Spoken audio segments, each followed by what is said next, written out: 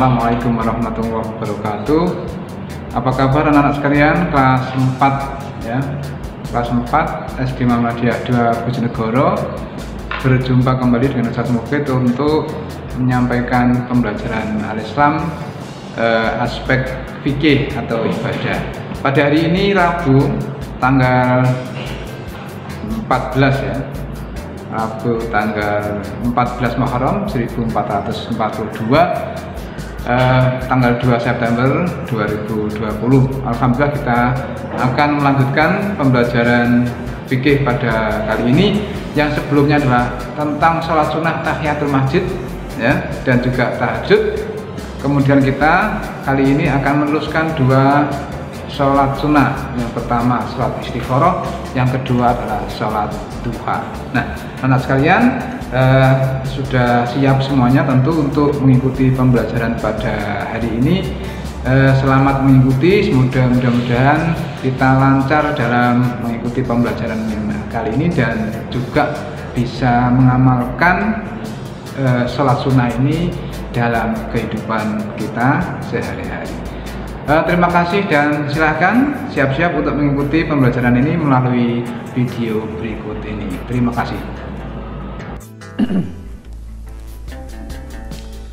Assalamualaikum warahmatullahi wabarakatuh. Bismillahirrahmanirrahim.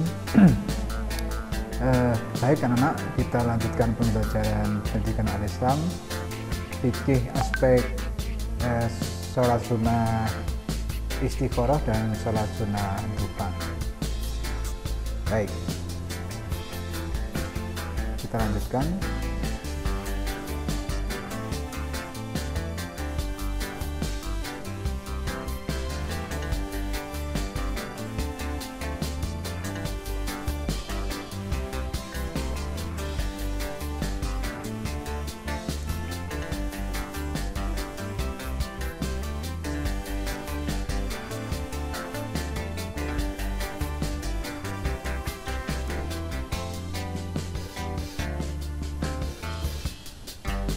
Yang dimaksud dengan sholat sunnah munfarid itu adalah sholat sunnah yang dikerjakan oleh seorang diri ya.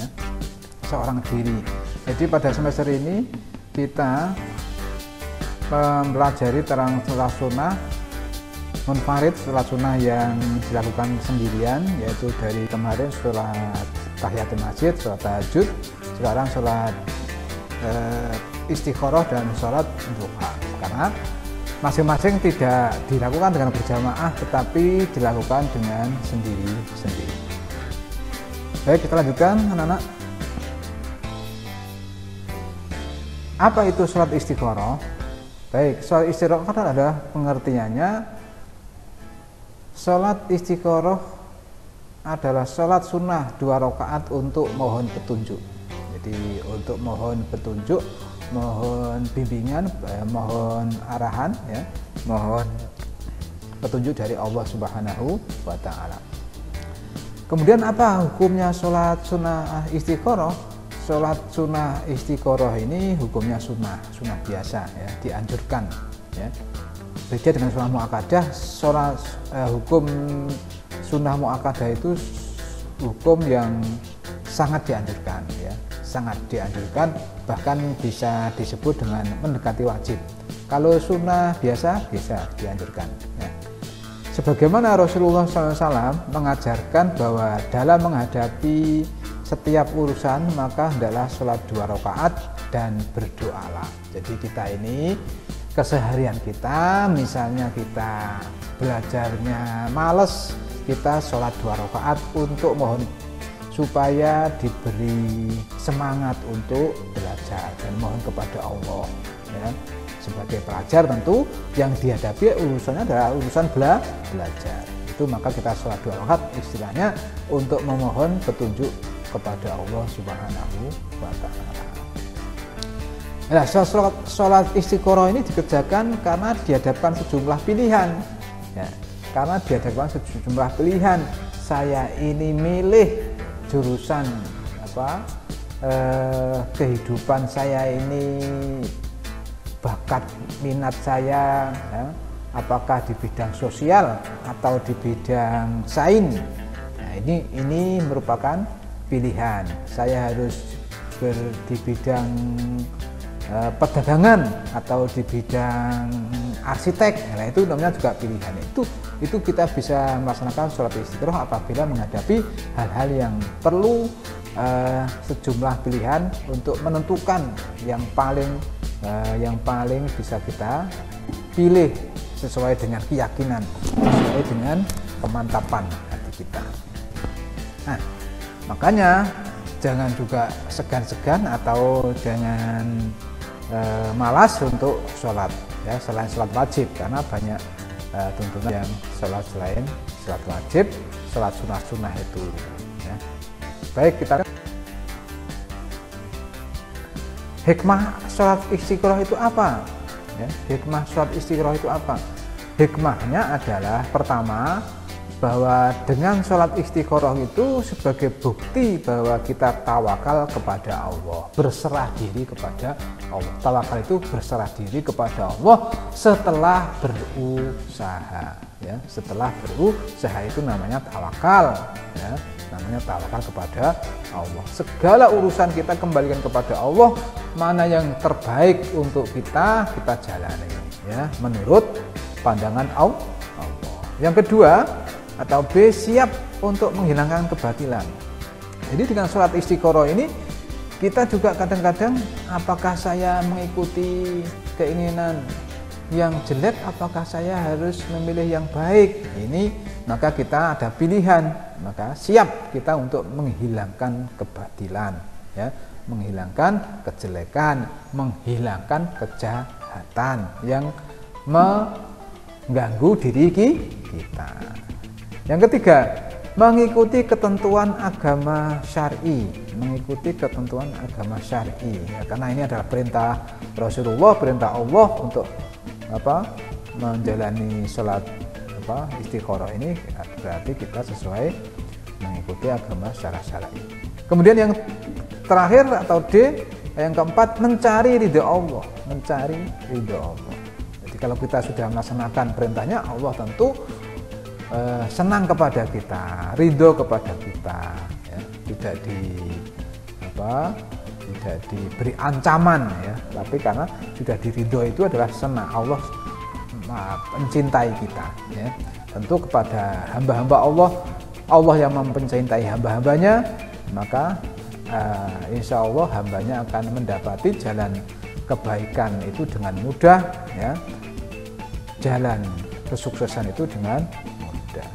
Nah, apa yang terjadi ketika ada uswatun hasanah, ya, contoh teladan yang kita bisa ambil dari sisi hikmah sholat istiqoroh ini, ya, termasuk, ya, untuk berusaha menghilangkan kejahatan, memusnahkan, ya, kejelekan. Itu juga contoh kalau di sekitar kita zaman dahulu itu ada berhala, ada patung-patung yang itu bisa mengganggu ibadah umat Islam, ya. Maka umat Islam sebagai pencerah untuk memberikan bimbingan kepada umat, ya, kepada keluarga, kepada yang lain, maka hal-hal yang dapat menghalangi nilai-nilai ketuhanan kita kepada Allah Subhanahu wa taala, maka hal-hal itu termasuk benda berhala, itu sesembahan selain Allah, maka kita bisa memusnahkan. Juga yang pernah dialami oleh Nabi Ibrahim, Nabi Muhammad, yang sekitar Ka'bah pada waktu itu juga didirikan, ya, ditempati ratusan ribuan berhala, ya, ratusan berhala di sekitar Ka'bah. Maka yang seperti itu, yang sebelumnya bahwa manusia itu tidak menuhankan Allah, ya, maksudnya secara fitrah bahwa manusia itu hanya bertuhan kepada Allah, tetapi karena ada lingkungan, ya, yang menjadikan, ya, mereka yang menjadikan penyembahan, ya, selain menyembah Allah, mereka menjadikan berhala sebagai Tuhan yang sebagai selain Allah. Dan itu kita hambat, kita bimbing, kita beri pencerahan supaya menyadari bahwa menyembah Tuhan selain Allah itu adalah termasuk perbuatan syirik. Kan anak yang keempat ya, sholat duha yang keempat, ya tadi yang kedua istiqoroh, sekarang sholat duha yang keempat. Sholat duha yang keempat ini menurut pengertian bahwa sholat duha itu juga sholat sunnah, waktunya di pagi hari mulai matahari naik sepenggalahan. Jadi sekitar jam 6:30, jam 6 atau jam 7 itu sudah boleh disunahkan untuk sholat duha. Ya. Matahari sekitar ya di atas rumah kita ya, sekitar di ujung genteng rumah kita itu sudah boleh ya. Kalau sekarang di Bojonegoro ini jam 6 itu sudah boleh sholat duha, sudah panas ya, sudah mulai terik. Kemudian apa keutamaan Ustadz? Keutamaan sholat duha. Sholat duha itu yang pertama adalah keutamanya memang sudah wasiat Rasulullah Shallallahu Alaihi Wasallam, Nabi Muhammad waktu itu sudah mengajarkan supaya melaksanakan sholat sunnah duha. Yang kedua atau B, sholat duha merupakan sholatnya para nabi, ya, awabin, ya. Sholatnya para nabi itu yakni sholatnya orang-orang yang taat kepada Allah, rutin mengerjakan sholat duha, menjadikan seseorang dicatat sebagai orang yang taat kepada Allah. Termasuk siapa yang orang yang taat kepada Allah itu termasuk nabi-nabi, termasuk salafus soleh, orang-orang yang soleh di zaman dahulu, orang yang mentaati kepada agama Allah. Itu disebut dengan siapa yang melaksanakan sholat duha dengan rutin, maka dia juga mengamalkan keutamanya sebagaimana umat-umat terdahulu yang rajin melaksanakan sholat duha ini dikerjakan oleh orang-orang soleh pada waktu itu. Kemudian yang C, nilai sholat duha itu ada dua. Niat sholat duha, nilai sholat duha yang dilaksanakan 2 rakaat itu sebagai pengganti sedekah, ya, sebagai pengganti sedekah. Ya, bahkan Rasulullah SAW bersabda, artinya setiap pagi, setiap ruas anggota badan kalian wajib dikeluarkan sedekahnya. Setiap tasbih adalah sedekah, setiap tahmid adalah sedekah, setiap tahlil adalah sedekah, setiap takbir adalah sedekah, menyuruh kepada kebaikan adalah juga sedekah, dan melarang berbuat mungkar adalah juga sedekah. Semua itu dapat diganti dengan sholat duha 2 rakaat. Rawahu Bukhari Muslim.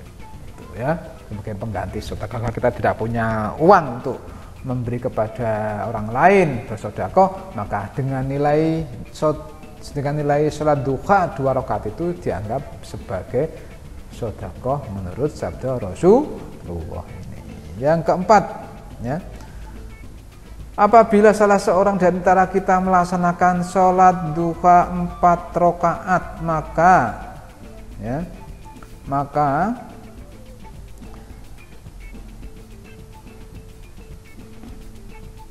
kita ini akan mendapatkan kecukupan.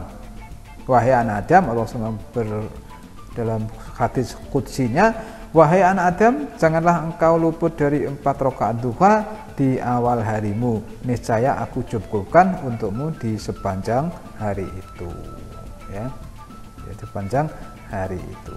Jadi yang keempat ini, nilai sholat duha 4 rakaat itu berpahala kecukupan, ya, kecukupan. Yang kelima, ini umroh ini yang kelima ya, bukan yang keempat ya, umroh.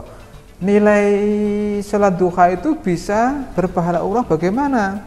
Pahala mengerjakan sholat duha senilai ibadah umroh itu jika dikerjakan satu paket dengan ibadah sholat subuh berjamaah di masjid. Ya, satu paket. Jadi setelah sholat subuh berjamaah di waktu subuh itu ya dilanjutkan menunggu datangnya sholat duha ya, tetap di masjid tidak kemana-mana ya tetap di masjid tidak kemana-mana, tidak pulang ya, tetap ibadah di situ di masjid. Lalu ketika waktu duha tiba, ia menunaikan sholat duha, baru setelah itu dia pulang ke rumah ya. Baru setelah itu dia pulang ke rumah. Nah, hal yang seperti itu ya, hal yang seperti itu bisa menurut Rasulullah bisa bernilaikan apa? Umroh, bisa bernilaikan umroh ya, dengan cara nilai pahalanya ya, nilai pahalanya sama dengan umroh. Itu yang tidak pulang setelah sholat subuh sampai datangnya waktu duha itu ya, umroh. Di mana itu umroh kita?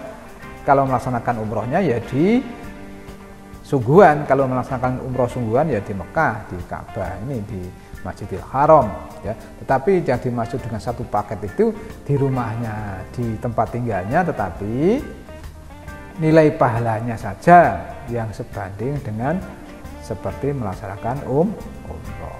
Itu keutamaan sholat duha. Nah, apabila kita sudah melaksanakan doa sudah sholat duha, bagaimana doanya?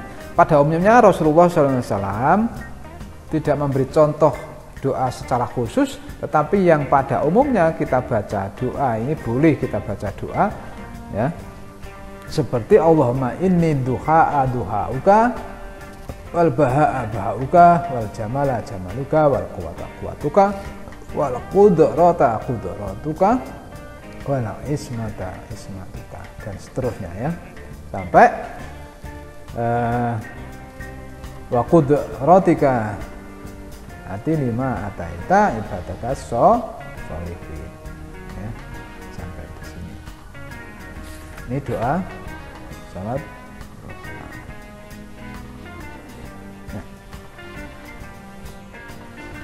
artinya ya Allah, sungguh waktu duha adalah waktu duhamu, keagungan adalah keagunganmu, keindahan adalah keindahanmu, kekuatan adalah kekuatanmu, penjagaan adalah penjagamu ya, dan seterusnya sampai kita baca sampai datang ya, datangkanlah kepadaku apa yang engkau datangkan kepada hamba-hambamu yang soleh. Jadi ya Allah, apabila rezekiku berada di atas langit, maka turunkanlah. Apabila berada di dalam bumi, maka keluarkanlah. Ini kita doa sesudah sholat duha ya. Apabila sukar, mudahkanlah. Apabila haram, sucikanlah. Apabila jauh, dekatkanlah dengan kebenaran duhamu, kekuasaanmu, wahai Tuhanku. Ya. Itu datangkanlah pada apa yang engkau datangkan kepada hamba-hambamu yang soleh. Ya. Waktunya sholat duha kapan? Dimulai matahari naik sepenggalahan ya, sekitar di atas genteng rumah kita ya, sekitar itu yang agak tinggi, sampai waktunya sebelum duhur atau ketika anak unta mulai kepanasan ya. Di zaman dahulu itu di Mekah itu banyak orang yang punya unta ya, kira-kira kalau unta anaknya itu yang sejak pagi itu sudah ya, sudah namanya dengan induknya ya di halaman itu sudah terasa kepanasan, nah itu berarti sudah mulai menjelang menghadapi waktunya panas, berarti sudah selesai ya, sudah selesai, karena menjelang zuhur itu berarti waktunya sampai menjelang zuhur, pagi sampai menjelang zuhur ya, pagi sampai menjelang zuhur waktu sholat duha. Bagaimana jumlah rakaat, berapa jumlah rakaat duhanya? Nah, ini ada beberapa pendapat. Menurut satu Imam Syafi'i dan Hambali itu maksimal 8 rakaat. Kemudian yang kedua, pendapat Imam Hanafi 6 rakaat dengan 2 rakaat atau 4 rakaat salam. Boleh 2 rakaat salam, boleh 4 rakaat salam. Maksudnya apa? Cara melaksanakannya ya. Setelah sholat duha, Rasulullah tidak mengajarkan doa secara khusus tadi. Nah, apabila kita boleh ya berdoa dengan berdoa dengan apa ya baik-baik yang mohon kepada Allah, doa umum, doa yang lain boleh ya setelah doa. Tidak harus pakai yang seperti yang dicontohkan tadi, ya pakai doa tadi yang juga boleh. Allahumma inna duhauka wal bahauka juga boleh. Ya. Saya kira itu anak sekalian materi pembelajaran doa sholat sunnah ini yang harus kita selesaikan pada kesempatan ini, dan nanti sebagai materi penilaian tengah semester. Yang satu tahiyatul masjid, sholat tahajud, sholat istikharah, dan sholat duha. Ada 4 sholat ya. Saya kira itu, terima kasih, dan mudah-mudahan lancar belajarnya anak-anak, jaga kesehatannya, berdoa ya, rajin sholatnya, dan kita jadi anak soleh.